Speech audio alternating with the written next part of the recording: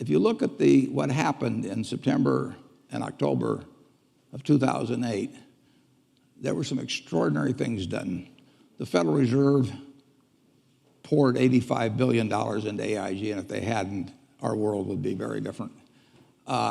Hank Paulson guaranteed money market funds at a time when 30 million Americans with money market funds were panicking, and when $300 billion in 3 days had gone out of the non-government money market funds, 125 of it had gone back into the government. 300 billion, that was almost equal to the deposits of Wells Fargo or Wachovia at the time, which were then two separate institutions. Both of those authorities have essentially been taken. I don't think they can do that under Dodd-Frank. I don't think that Bernanke could do what he did, and I don't think that Paulson can do what he did.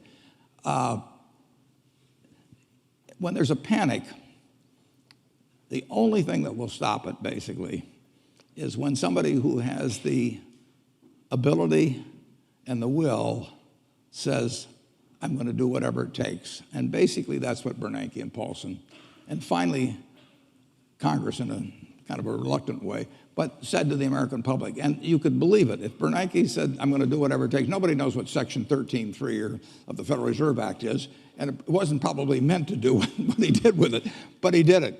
And the same way with they call it the Exchange Stabilization Fund of the Treasury.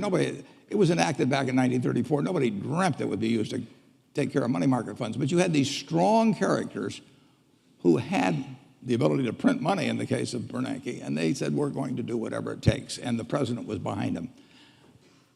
That is the way you end a real panic. And I worry, actually, that Congress doesn't like to give anybody that much authority, and it bothers them that the Fed has all this authority, or that Paulson acted as he did in TARP. And I tip my hat to them, and I'm not sure. There will be another panic. Where it comes from, who knows?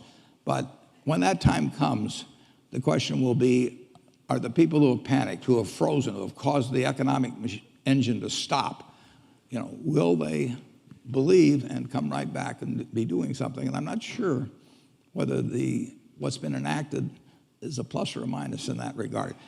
Regardless, the country will come through. But it's very hard to write regulations that will keep people from acting foolishly, particularly when acting foolishly has been proven very profitable over the preceding few years. It's just the way it works.